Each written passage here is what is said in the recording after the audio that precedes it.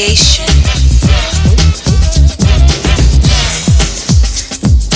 Welcome to the Spirit of a Woman soundtrack. Ladies, grab your wine.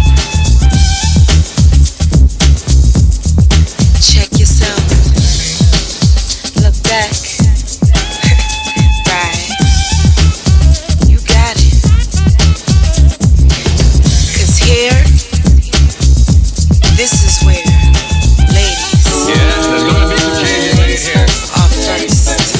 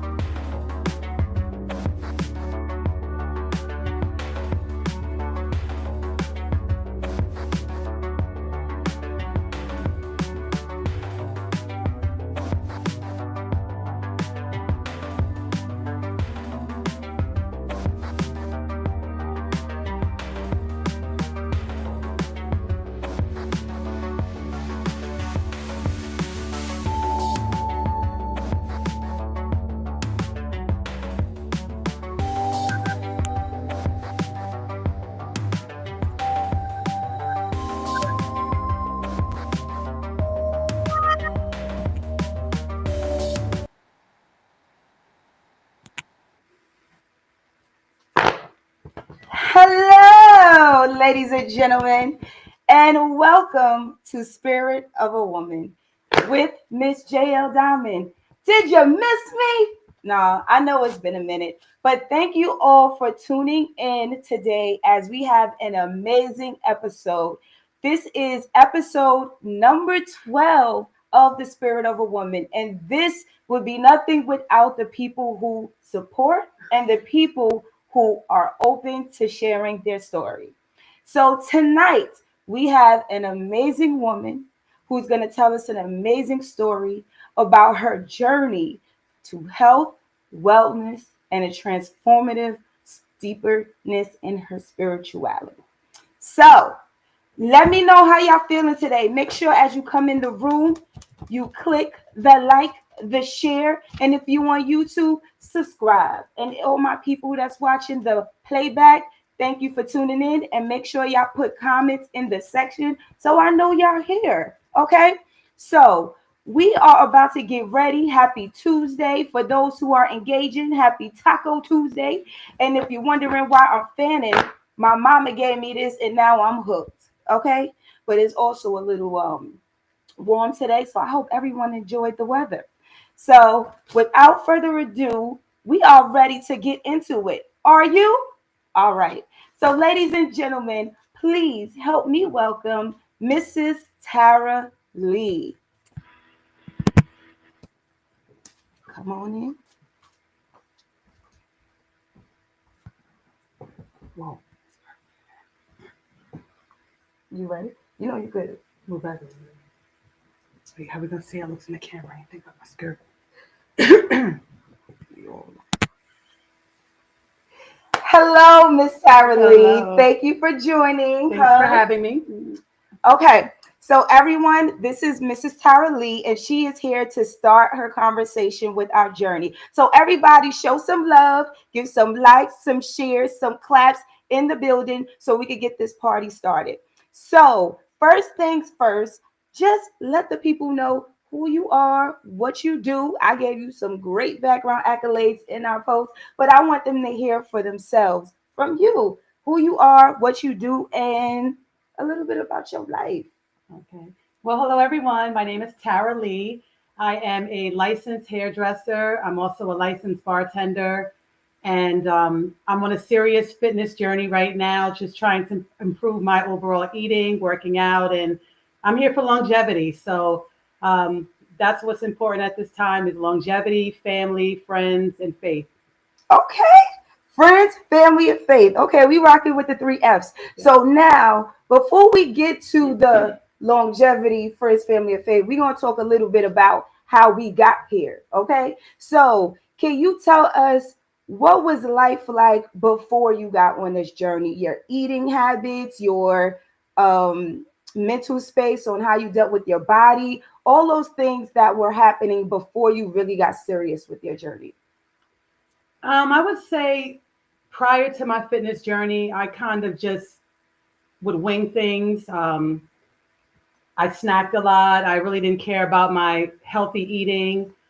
I always was active prior to my adult life. So in high school, I always played sports. I was playing soccer. So I was always in good shape. After I had my second child, things just kind of didn't go in the right direction. It was hard for me to lose weight. I was trying all different types of different diets and crash diets and different things to try to lose the weight. And nothing was really working until I figured out that I just need to eat cleaner and be consistent. And once I started doing that, that's when I started seeing the changes that I was looking for. Okay, so what was the most you feel? I know we're not supposed to ask a woman, but what is the most you have ever weighed where you felt unhealthy? Okay, so one day I woke up and I looked at that scale, and that scale said 203. And I said, girl, this Okay. is not what Barbies do. And I said, I got to get myself together immediately. And that was kind of my wake up call. I remember going to, we had a church event at Dansbury Park. And I remember I don't have nothing to wear. And I'm trying to find some shorts real quick because we had to wear white. And I went to Walmart last minute and bought a 16. And I said, this this is crazy. And it just was an eye opener for me. And I just had to make changes. And I just started creating goals and things for myself as to how I could get where I wanted to be. That would be where I'm comfortable with my journey. And I've been on it ever since. I mean, I go up, I go down, but I'm tough on myself and I just keep pushing and striving for the goals that I want to complete for myself. So what would you say was your weakness? Oh, What was the weakness, Barbie? Because she said, if y'all don't know Miss Tara is a Barbie, okay? Everything pink, everything cute, everything Miss Femininity, okay? So she had to make sure she stayed right. But what was the weakness that would always get you? the snacking, the late night The snacking, late night the snacking, laying in the okay. bed with my husband and just pulling out the snacks, watching TV, chocolate, cookies, you name it. We snacked. So that was my biggest weakness. I would do okay during the day at times, but the late night snacking really just caught up with me. Ice cream, that's my biggest weakness. So yeah, the snacks. Okay, so you just mentioned in the bed with your husband snacking, and you mentioned you were a mother as well. So tell me a little bit about your being a mother and being a wife as well while you are in this space of, did that affect you while being in the space of quote unquote unhealthy? Did you see that it was harder to do some things because of your overall lifestyle? Well, before the journey, it was kind of easy because I would just eat everything. You know, we would go out to eat a lot more. We would always have snacks in the house. There was always juice in the house. I never really was big on sodas or for sodas for my children, but we always had juice. We always had snacks. Dessert was all there was always dessert. And once the lifestyle change started, you know, I'm always criticized. Oh, we never have any snacks, and you know, we never have this in the house. And we have stuff, but we, you know, you have to cook it, and it's healthy. And you know, if I'm gonna have desserts and stuff, I try not to bring it in the home. But if we go out to dinner or we go somewhere, we like to have ice cream, then we'll, you know, have our desserts there. But I just try to limit what I do bring into the home. Okay, so you compromise. You Yes. compromising, mom. All right. So now that we got the overall setup of how it was like before the journey, how did we get to the journey? Was there a shift? Was there a traumatic experience? What happened that you said, "Oh, this is not a game. I have to do this. It's a matter of being here for my family. It became more of an addiction. I felt like once I started working out, I started to substitute anxiety, stress with my workouts. And I started to have a lifestyle where if I was having a bad day or if I woke up, I would work out.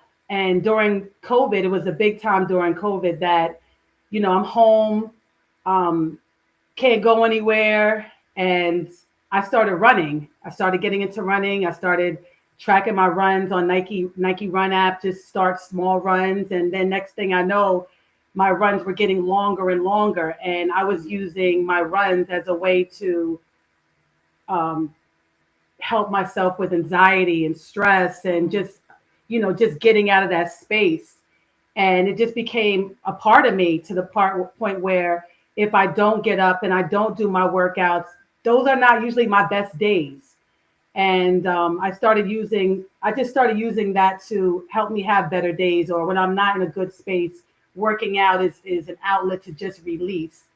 And that's pretty much how it happened, just going through COVID and I felt like COVID, I know for a lot of people, COVID was like a really bad thing.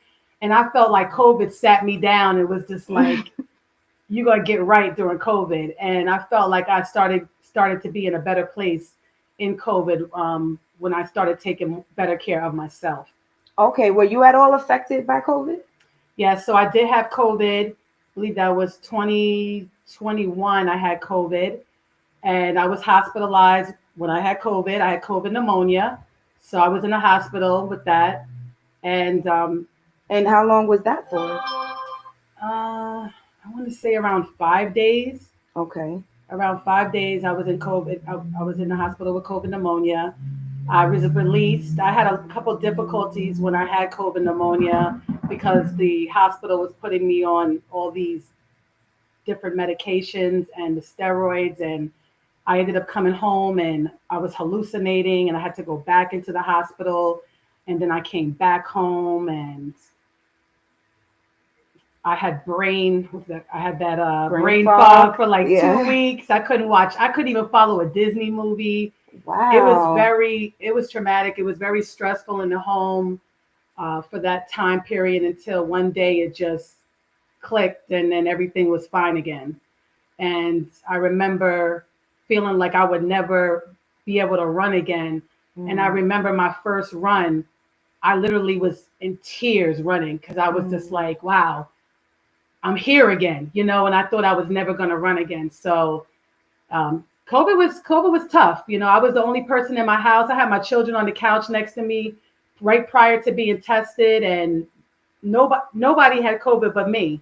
Oh, wow. So I was in the bedroom at this time. My children were homeschooled because I homeschooled my children for a couple of years at home.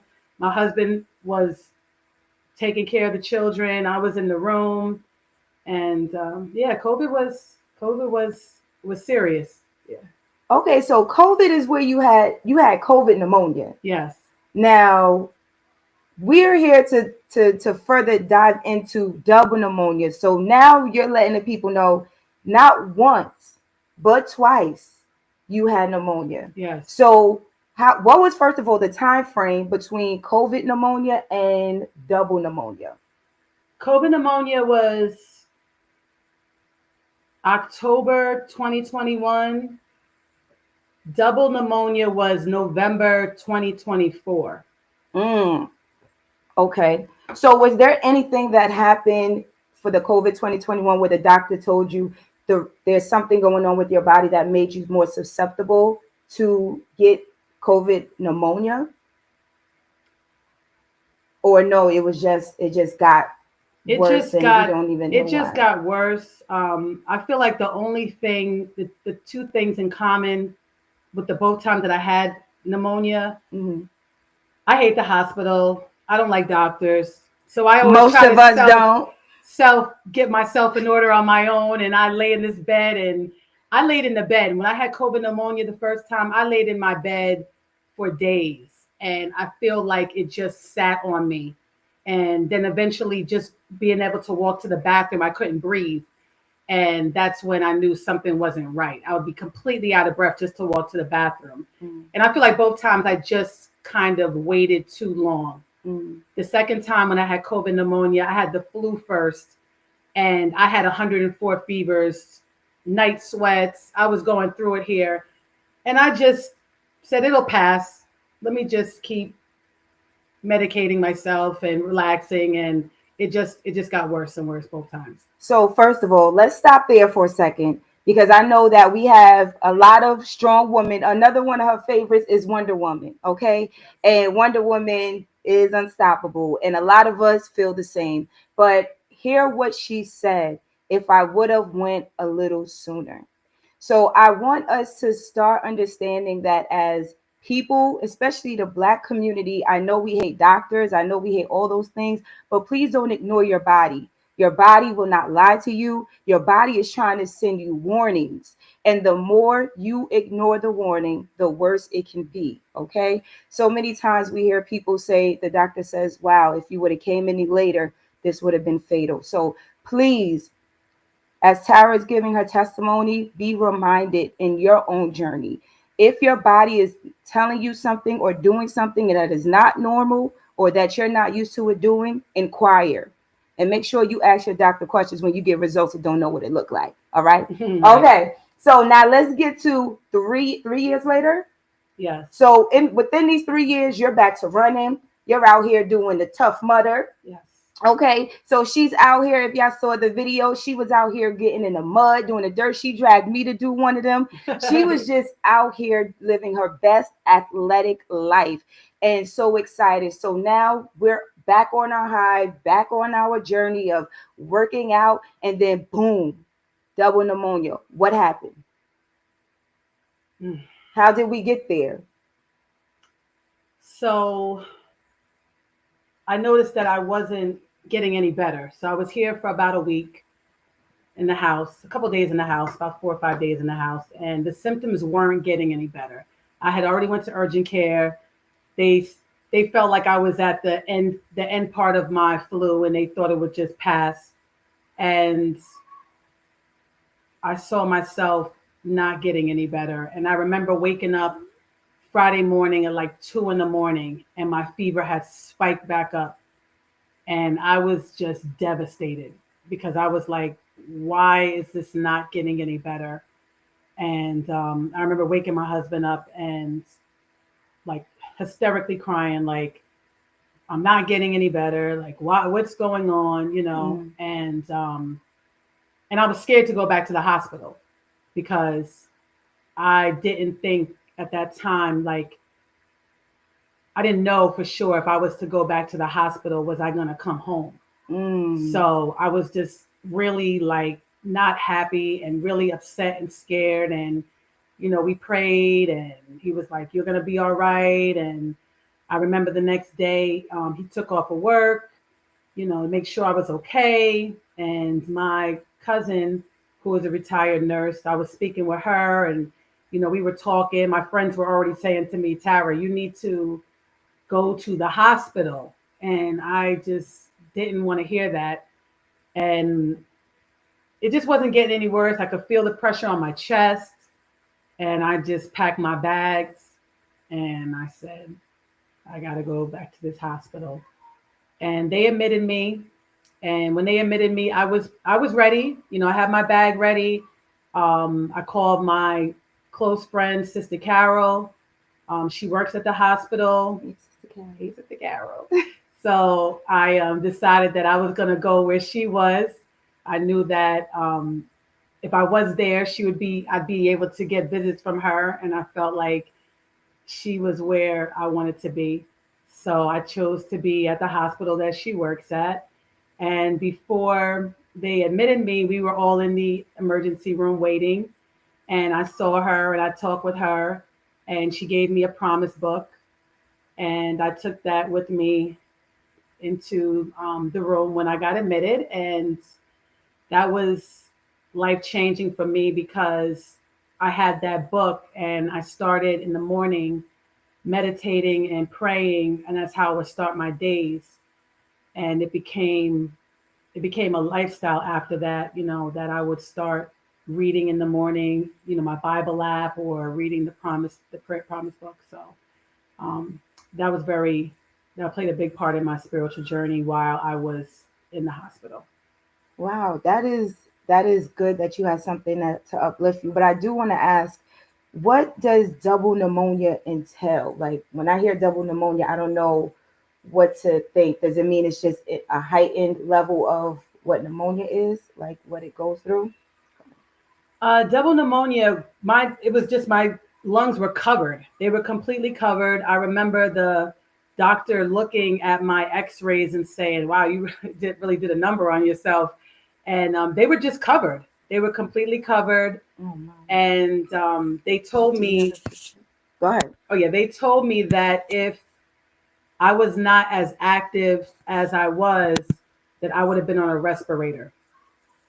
So, it was very, at that point, I was very happy that I chose the journey that I did because there's so many people out there that were getting pneumonia around the same time and they weren't recovering as fast as I was. So, did you play a part in your own recovery? Because we had a conversation and you said that they were ready to put you on respirator. And it's because you were saying, no, I am going to fight this and I'm going to move in a way that I am going to encourage my own healing. So, what were you doing for yourself besides the doctor doing what the doctors do? Well, it was the oxygen. Oh, So okay. they put me on oxygen and I got to the point where I was tired of being on oxygen. And I would take my oxygen. I watched my numbers the entire time. So I would watch my oxygen level. They would have this thing on my finger, and there was a monitor by me, and it would show when my oxygen level would drop. And I just kept testing it out. I'd take my oxygen off. I'd walk across the room to where the little toilet was, and I would see how far it would drop. And then I would come back to my bed and sometimes just try to catch my breath. Sometimes I put the oxygen on. And I just kind of ran a series of tests on myself to see how far could I go. And once I started seeing that my numbers weren't dropping that much, one day came and I was like, I'm not wearing this oxygen anymore. And I told them I wasn't wearing that oxygen anymore. And they weren't happy about that because for them, if I have my oxygen on and I have my finger monitor on, they can sit at the desk, they can conversate, they don't have to worry about me. I'm a full risk, I got the band on. So when I start taking oxygen off, they got to work.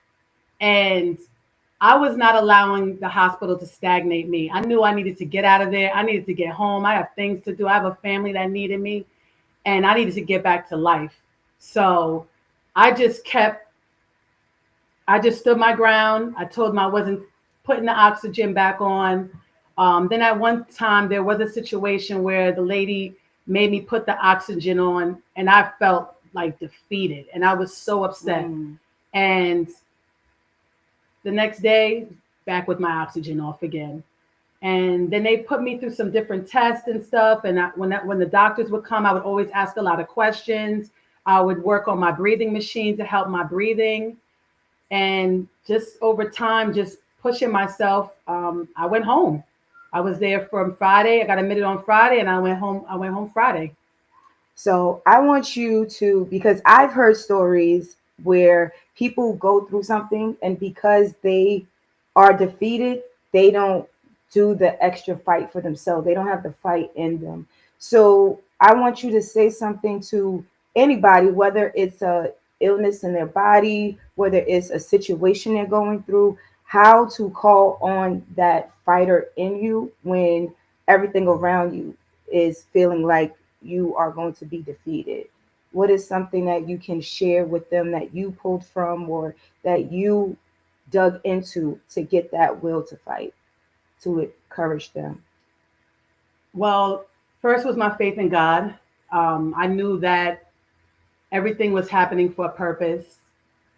I knew that my placement in the hospital, the room that they gave me, when I looked out my window, there was the helipads. So everyone that was getting medevaced into the hospital or leaving, people on their last breath, whatever their situation was, I was constantly seeing those helicopters land and take off.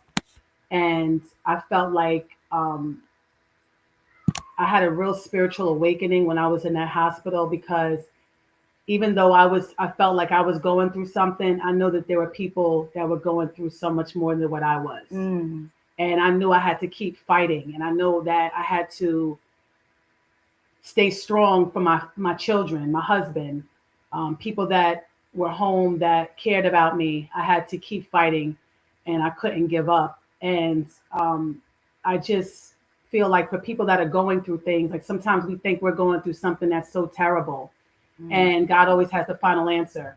And there's always people that are going through things so much worse than what we think we're going through.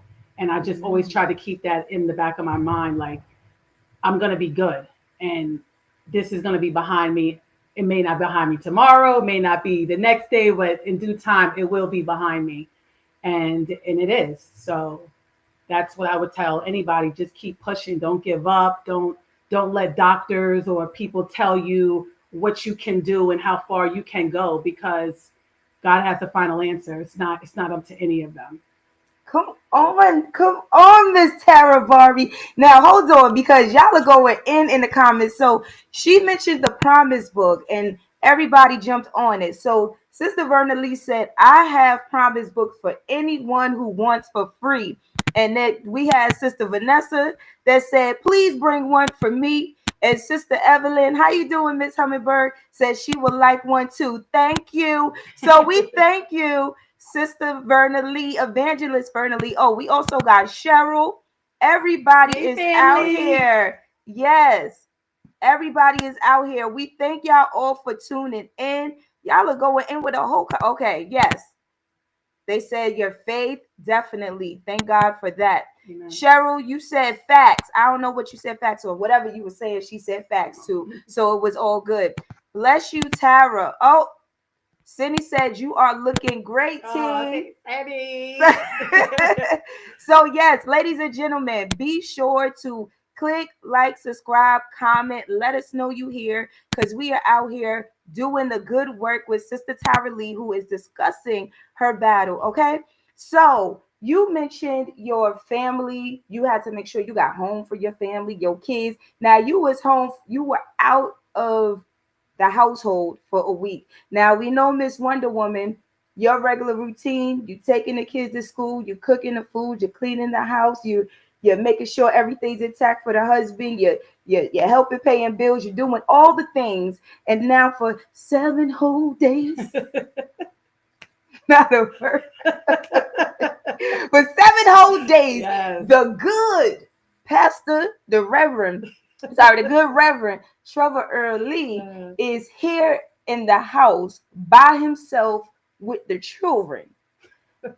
I would like a little insight on what that looked like when the man who wasn't used to having to handle your duties is now doing double duty. What did that look like? What did it feel like? What were some of the conversations being had? What were some of the obstacles? Tell us what's going on. What happened? So typically our regular day is, I'm up in the morning. Trevor goes to work in the morning. I usually am taking Tiara to school, taking Trey to school. He's at work, and then we usually figure out in the afternoon, depending on if he's working overtime, if he's getting Trey, or if I'm getting Trey. Trey's, if you know Trey doesn't stop. He goes hard, so he's got activities all week after school. So normally we can pick him up later on, around 4 something.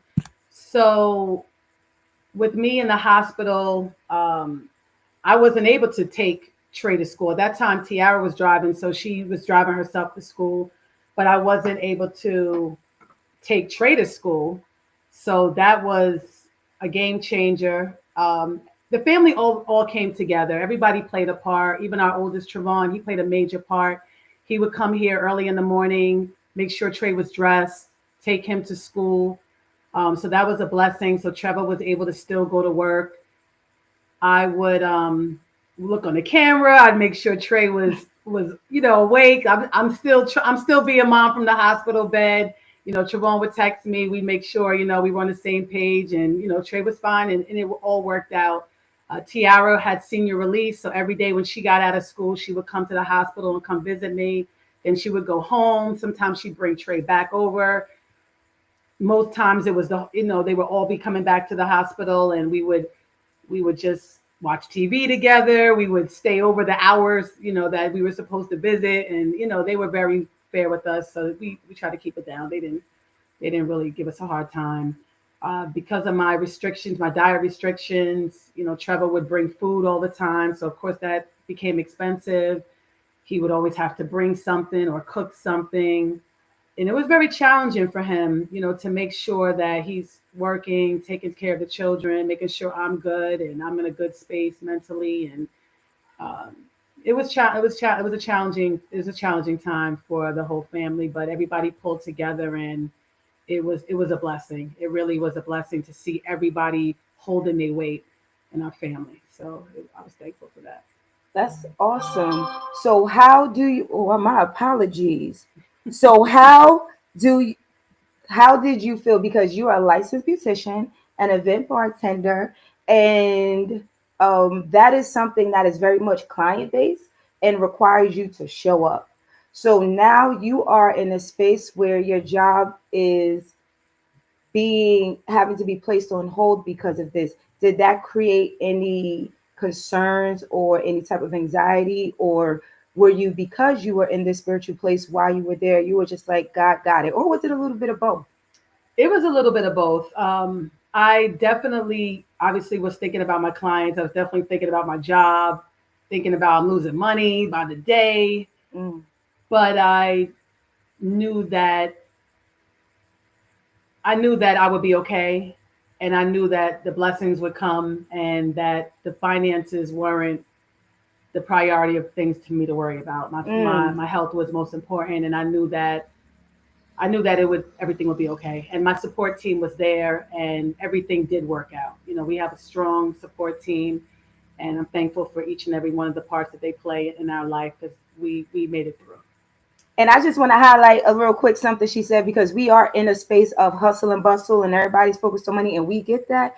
But sometimes we forget that we are very replaceable in this world when it comes to jobs. Right. And so when she said that my health was more important than my finances in this moment, I want to remind anybody out there that's still working at 9 to 5, because we know we got a lot of retired people, but there are some of us that still got to get up and go to work. And I just want to remind you guys that health is wealth, and don't kill yourself to the bone for $1, because people are going to forget about you when you're trying to stress yourself out about corporate America. They will replace you after 2 weeks. Okay. So work-life balance is important. And when your health is in jeopardy, do not worry about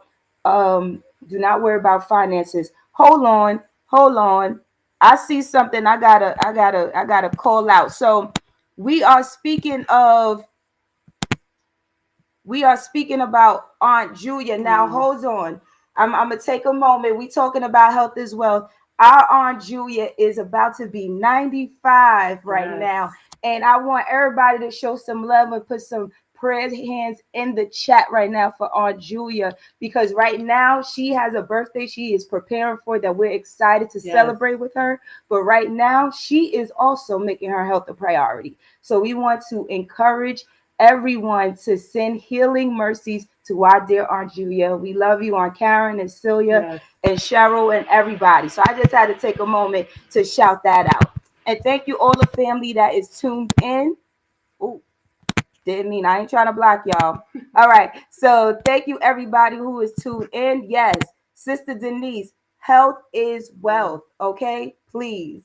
It is not a fad. It is not a trend. It is real.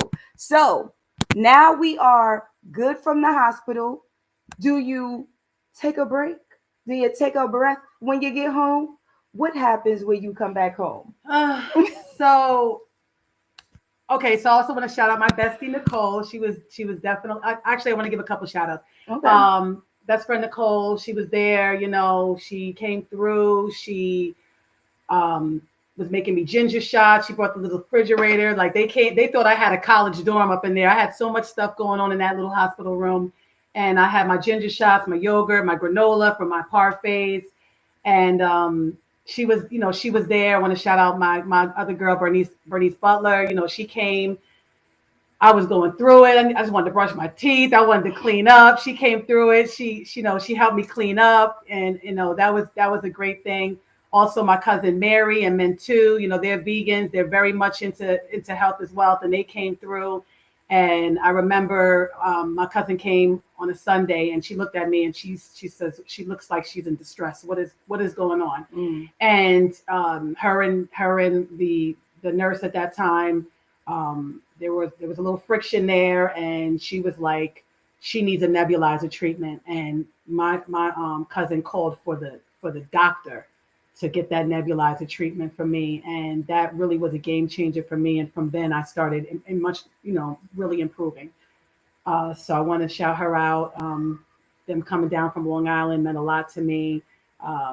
My other girl Eve, we were on the same fitness journey together. She used to work in a hospital. She came and visit me, and I just want to thank everyone for all their prayers. There were a lot of prayers. I really wasn't open to really getting visits like that because I just wanted to get a clear mind frame, and I really wasn't trying to entertain. But I know that there were people that were sending me a lot of prayers and a lot of concerns, and I got all your messages, and I just thank everybody. Sister Carol, you came, you would come visit me in the morning, and we would have that time together and praying and just talking. And the visits that I did receive for the few people that came, it really meant a lot to me. And I just want to thank you all because it really meant a lot, and it kept me going.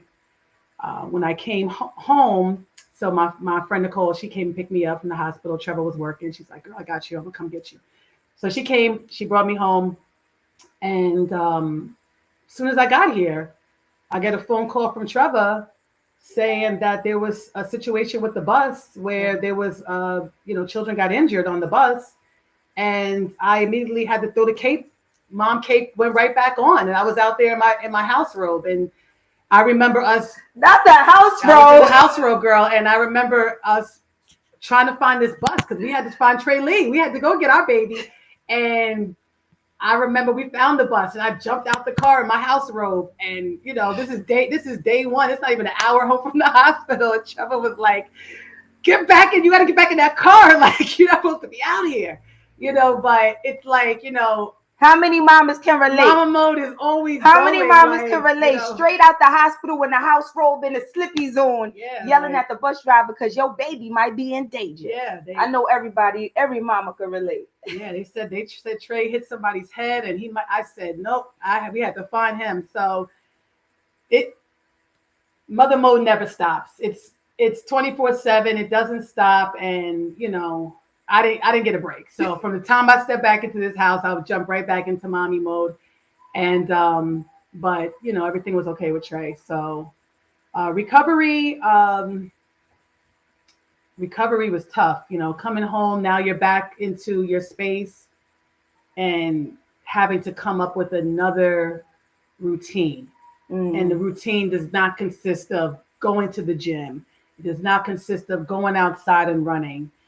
And I do want to shout my cousin out, Safi Russell, SDR Fitness and Dance.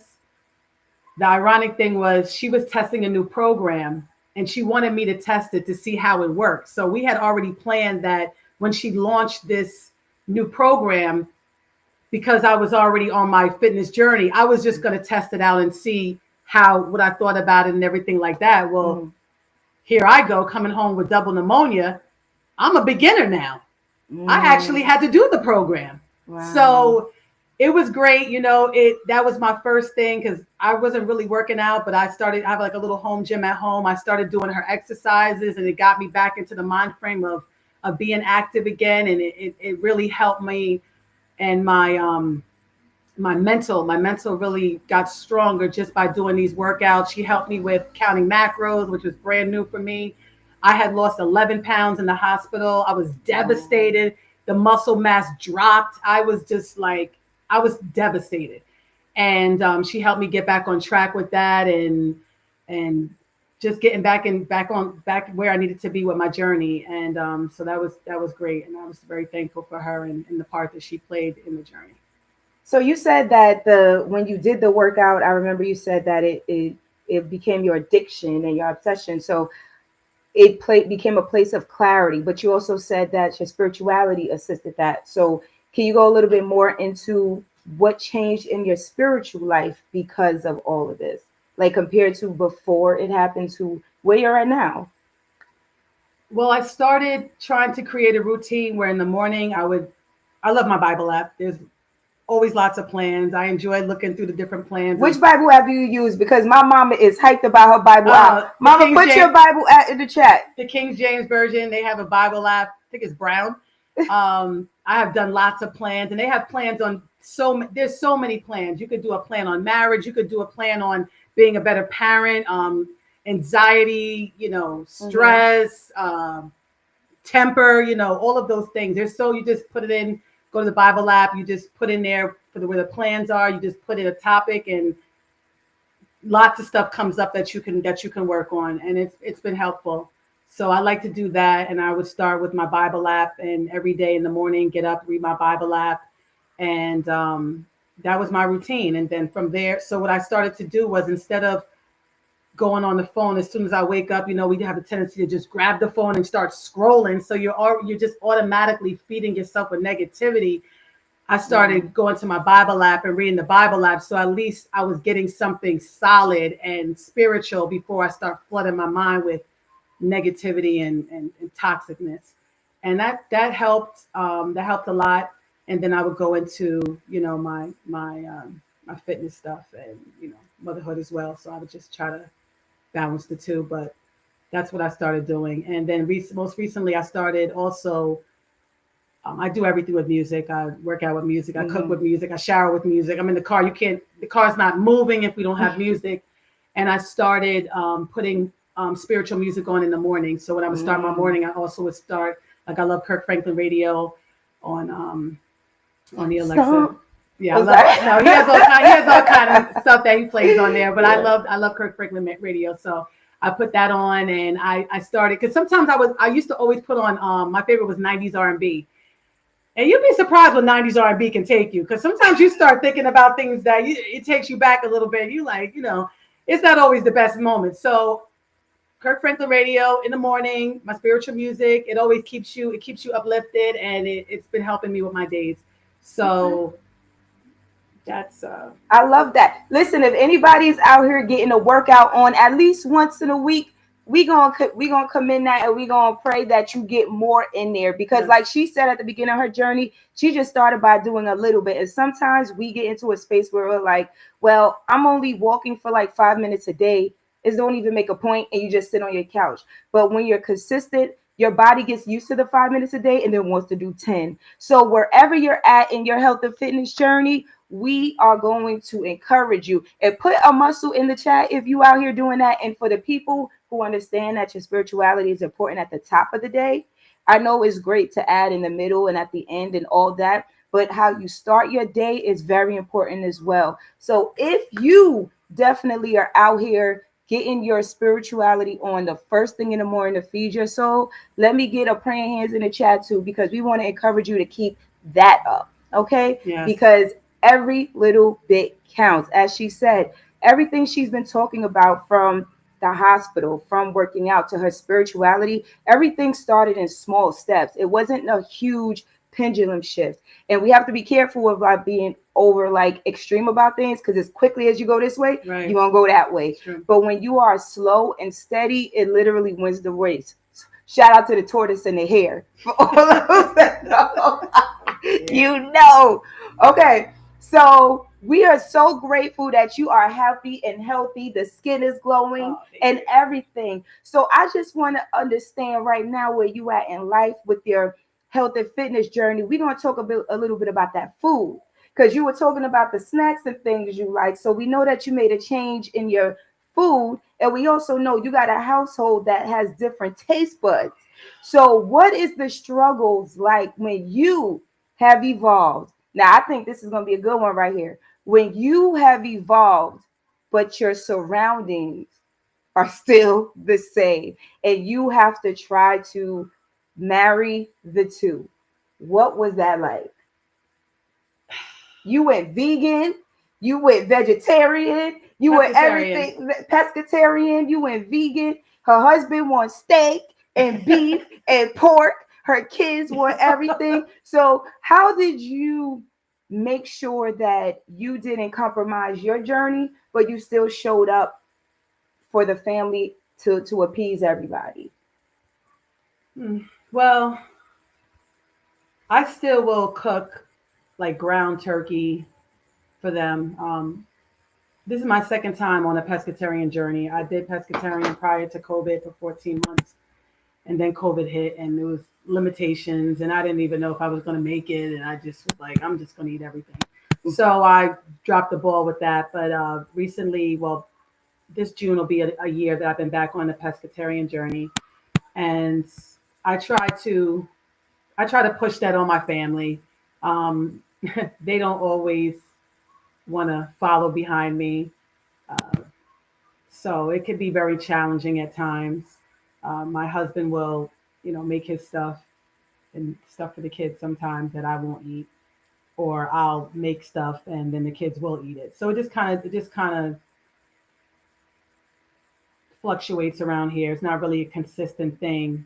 I'm hoping that one day everybody will be on the same page, but for right now, it is baby steps. Like for instance, my daughter, she loves a bacon burger, and that's pork, and I'm just like I'm not uh, paying for that anymore. So when we go out, I'm not paying for a bacon burger, and we don't eat pork in our house. But she's not on the journey, but she's still young. They do like fruit. I make sure we have fruit here. I actually really got into drinking fresh drinks now, so I juice my juices a lot weekly, and they'll try them out. Trey is my healthy child, so he's pretty much on board with what mom is doing. He doesn't give me a hard time. We go see our vegan family, and he has no problem eating what they're eating, so it's good. And my husband's, he's He's trying. You made some oyster fish today. Oh yeah, so today She made some fish that ain't fish, y'all. I made Go some ahead. oyster mushroom fish. So a lot of people will call it they'll call it chicken. They call it like you can have chicken and waffle, where it's actually with oyster mushroom. So today I tried to do a spin on it, and I did it with a fish, like a fish batter, and made it like fish. And Trey actually said it was good. Trevor loved it. Uh, Tiara didn't try it yet, but it came out really good. So I try to introduce them to different things, and try to show them a healthier way, because it's all about longevity. And again, especially nowadays with what there's recalls on everything, the meat, the man-made meat. Like there's so much. I don't even That's want a to go fact. there, but there's so much going on right now with our food, and they don't care what we consume in our body. So it's important for us to make sure that we are aware of what we're putting in our body. And I also want to mention the Yuka app. There's a Yuka app that I go around and I'm in stores, and Spell I'm that. Yuka, Yuka. It's an app where you can actually scan groceries. You can even scan cosmetics, and it will rate those products and tell you where it is, and if it has certain ingredients that you shouldn't be eating. And if it does, then it will also give you something to replace it with, Mm. like a suggestion. Yuka app, y'all. Get The that. Yuka app is very important. Um, I'm just trying to do better. I'm not perfect. I do love my snacks. Um, I do love my snacks still. So I just try to not overindulge, because I used to really overindulge. And I also recently have been logging my food and my calories on Oh, my wow. fitness app, so that I see where I'm at, track all my workouts. I take it very seriously, and it's just baby steps. You don't have to feel like you have to make this big change tomorrow, because I try to find one or two new things to do, and then work on those things, because when you do, like you mentioned, when you do try to do too much at one time, you're going to fall off the wagon. And then when you fall off the wagon, you feel bad, and it's hard to get back because you have so many expectations of yourself. So I would just recommend taking baby steps with things and trying. Maybe if you're not a person that drinks water, trying to drink a lot more water during the day, or get an app that helps you with your water intake, or one of the bottles that has the numbers that tells you what time to drink the water. But baby steps help, going to bed at an earlier time, when you're trying to create a healthier atmosphere for yourself. It's about sleep is important, what you consume, being active, your brain, your stress, everything plays a part in being healthy. So just trying to take baby steps will get you further in that journey. Yes, and you also have not just kept this journey to yourself, you're sharing it with friends and family. So you're creating group chats where you are having accountability partners and you're challenging them and sharing recipes and things like that. So it's also important, guys, to have a community, because this health and wellness journey is hard, but we know, especially in the Black community, the diabetes, the overweight, the way we Yes. like to eat, generationally, we can't do what our parents did. And, we have to make sure that our body is good. Even if you're slim like me, that don't mean the inside's not all messed up. So you Right. still have to make sure that you are doing the right things with your health. So I commend you not just on making a change for yourself, but creating those ripple effects to help impact others, because that's what a what spirit of a woman does. All right. So what are some life lessons that you have grasped during this whole experience? Life lessons. Listening to your body is definitely one. Um, just trying to inspire others. And I know that for me, even when I was trying to lose weight, people think losing weight is an easy thing. And I realized when I was trying to lose weight that it wasn't an easy thing. Mm. So, I always try to want to help people that are struggling with weight loss and struggling with their health, and try to be there and be supportive. And um, another life lesson I'm trying to think. It's okay. You hit it. We in the quiz. If that's just what came to you naturally. Those are the main things. Just Okay. taking care Listen of to your body is a listen- big life lesson. Yeah. Trust me. You know how many people the doctor said, I wish you would have came in a week ago? We don't want nobody to say that. Wait, hold on. You got to get one of those mugs. He said, "Oh, Sister Sharon." Okay, first, let me shout out Sister Sharon. Antoine, we love Sister you. Antoine, who sat here and bought my poster of my Spirit of a Woman. And I appreciate you. You always show me love. Yes. And anybody who wants to get any of these beautiful things, whether it is my mug or my book or any merch, just go to my website, designedtocreate.org. Okay? I appreciate you. All right. So, what is something that, because you have layers, what is something that you want to share to the people that they may not know about you on the surface? We know you a Barbie. We know you're Wonder Woman, super mom, licensed bartender, beautician, just overall athletic. But what's something that people don't know that you would like to share? Something that you like that they would never expect? I mean, even though I'm a Barbie, I'm very much a tomboy. Mm-hmm. I'm a tomboy at heart. I love getting dirty. I love being in the trenches doing just things.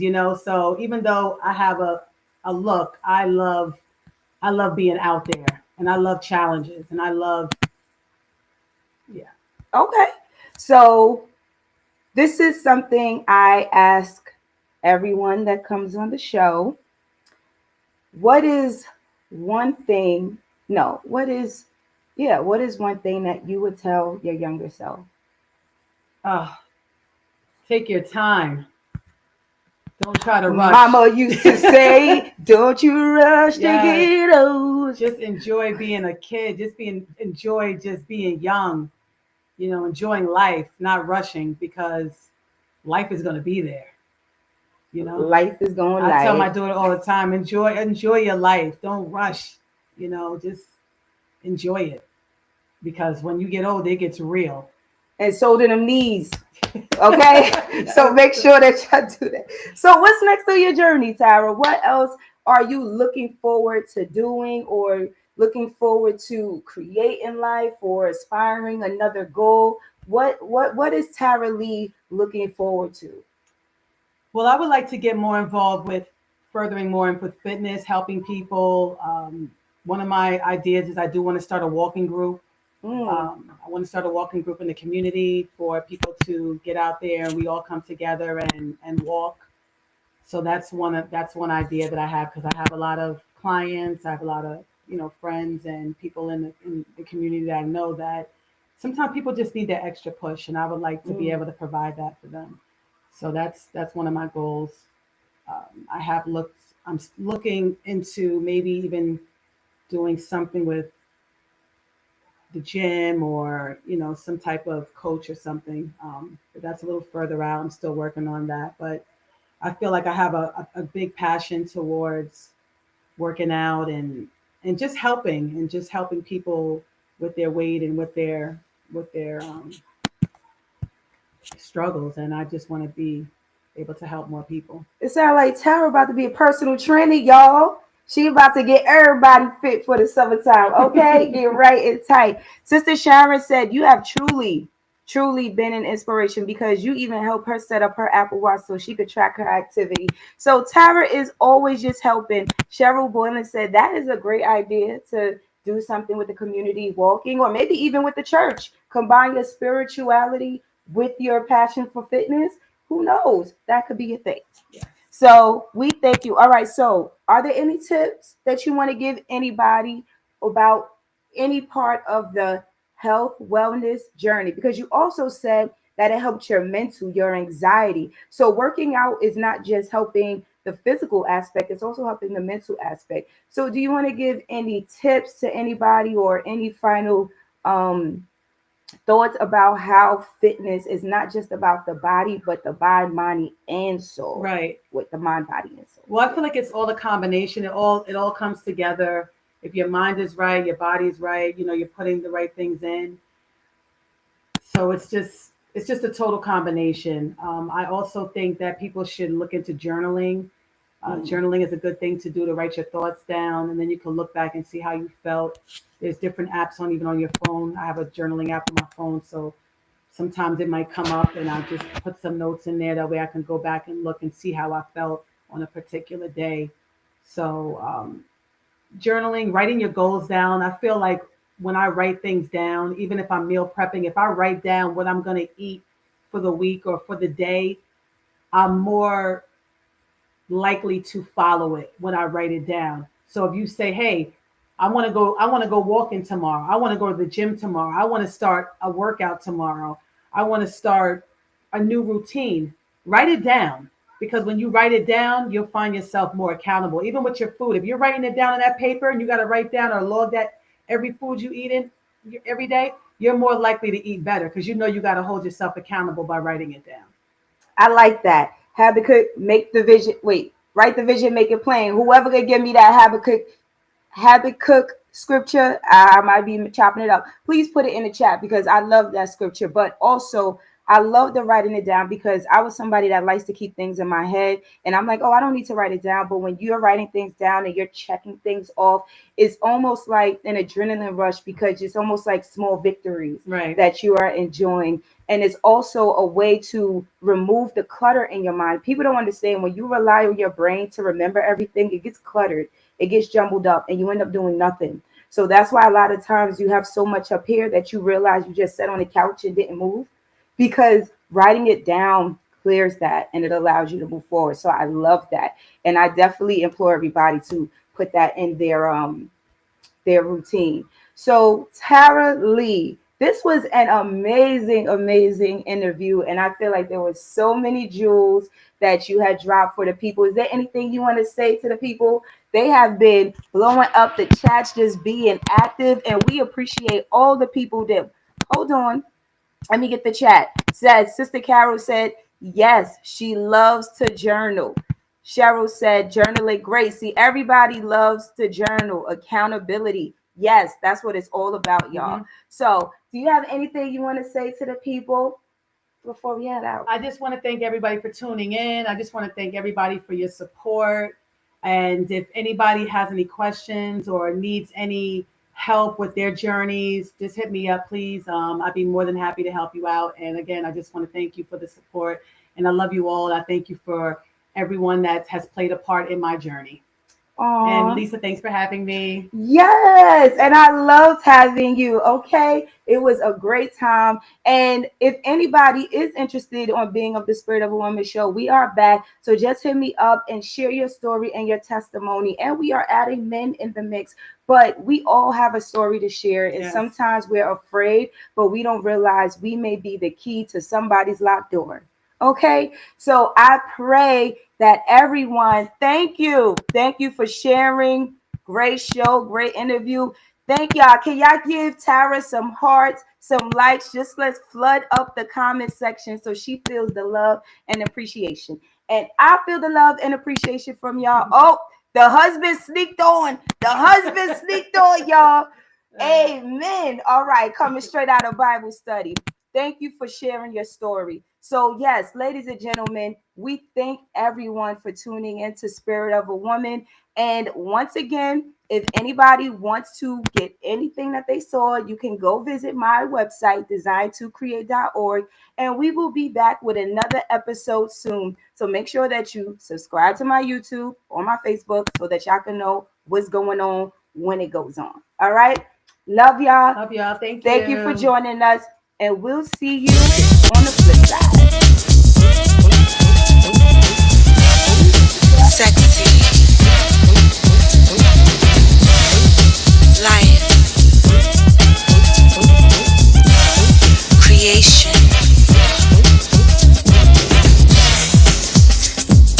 Welcome to the Spirit of a Woman soundtrack. Ladies, grab your wine. Check yourself. Look back. Right. You got it. 'Cause here, this is where ladies Yeah, there's gonna be some changes right here. are first. Oh, I forgot. I got to shout out my mama Oh. for giving me the fan. We out. Bye, y'all.